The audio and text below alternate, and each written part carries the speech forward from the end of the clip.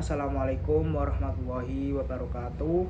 Halo teman-teman semuanya, perkenalkan nama saya Muhammad Aufa Khairuddin Syafi'i dengan NIM 251080260. Kali ini saya akan membahas materi tentang deret hitung dan deret ukur. Di video ini kita akan sama-sama memahami apa itu deret, bagaimana cara menghitungnya, serta bagaimana penerapan dalam kehidupan sehari-hari, khususnya di bidang ekonomi, supaya lebih mudah dipahami. Dan nanti saya akan juga sertakan contoh sederhana di setiap bagian. Oke, langsung saja kita mulai dari pengertian dasarnya. Pengertian deret. Jadi, apa itu pengertian deret?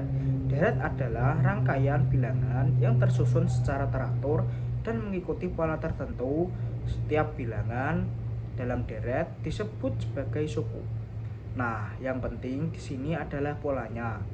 Karena tanpa pola, kumpulan angka ini tidak bisa disebut sebagai deret. Contohnya seperti 1, 3, 5, 7, dan 9, dan seterusnya. Kalau kita perhatikan, setiap angka selalu bertambah 2. Artinya, deret ini punya pola yang jelas. Dari konsep ini, deret kemudian dibagi menjadi beberapa jenis. Dan yang paling umum adalah deret hitung dan deret ukur. Ya, selanjutnya saya akan menjelaskan tentang deret hitung. Sekarang kita masuk ke deret hitung. Deret hitung adalah deret yang memiliki selisih tetap antar suku. Selisih ini disebut dengan beda. Biasanya dilambangkan dengan huruf B. Contohnya 7, 12, 17, 22, 27, dan seterusnya.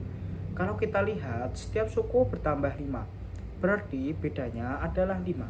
Nah, untuk mencari suku ke N, kita gunakan rumus Sn sama dengan A plus N min 1B, di mana A adalah suku pertama, B adalah beda, dan N adalah urutan suku.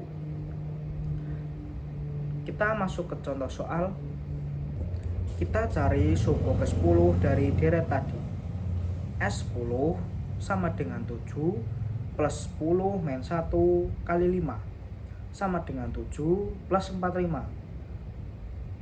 Dan hasilnya adalah 52. Jadi suku ke-10 adalah 52. Selain itu, kita juga bisa mencari jumlah beberapa suku pertama.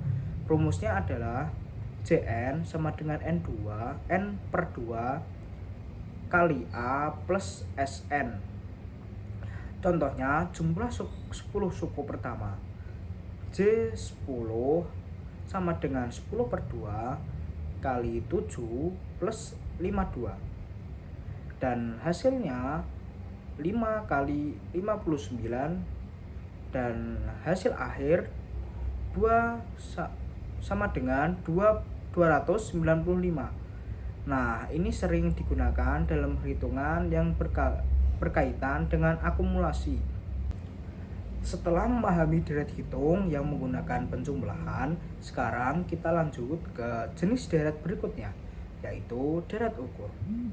Deret ukur adalah deret yang perubahan sukunya berdasarkan perkalian dengan bilangan tertentu. Bilangan ini disebut sebagai rasio atau R. Contohnya 5, 10, 20, 40, dan seterusnya. Setiap suku dikali 2, jadi rasionalnya adalah 2. Untuk mencari suku ke N, rumusnya adalah Sn sama dengan A kali R pangkat N min 1. Contoh, suku pertama 5 dan rasionya 2. Kita cari suku ke 10. S10 sama dengan 5 kali 2 pangkat 10 min 1 sama dengan 5 kali 2 pangkat 9. sama dengan 5 kali 5, 1, 2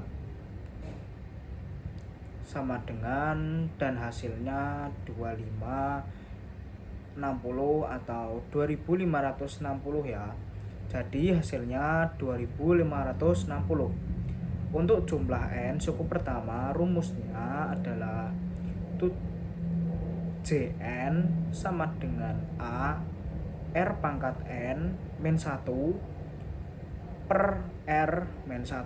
Contohnya J10 sama dengan 5 2 pangkat 10 min 1 per 2 min 1 sama dengan 5 kali 1023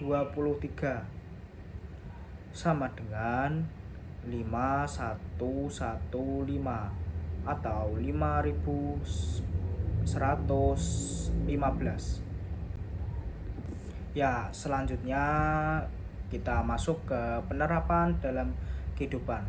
Nah, mungkin muncul pertanyaan, ini dipakai buat apa sih di kehidupan nyata? Ternyata deret sangat sering digunakan terutama di bidang ekonomi. Contoh, pada perkembangan produksi, misalnya sebuah perusahaan memproduksi 3.000 barang di bulan pertama, lalu setiap bulan bertambah 500. Ini termasuk deret hitung. Kita bisa menghitung produksi di bulan kelima atau total produksi sampai bulan tertentu. Selain itu juga ada bunga majmuk yang termasuk deret ukur. Misalnya, kita menyimpan uang di bank, lalu setiap tahun bertambah karena bunga. Rumusnya adalah Fn sama dengan P 1 plus I pangkat N. Ini penting banget dalam dunia perbankan, investasi, dan keuangan. Ya, kesimpulannya adalah deret adalah rangkaian bilangan yang memiliki pola tertentu. Deret hitung menggunakan selisih tetap, sedangkan deret ukur menggunakan rasio tetap. Keduanya memiliki rumus masing-masing dan sangat berguna dalam kehidupan sehari-hari.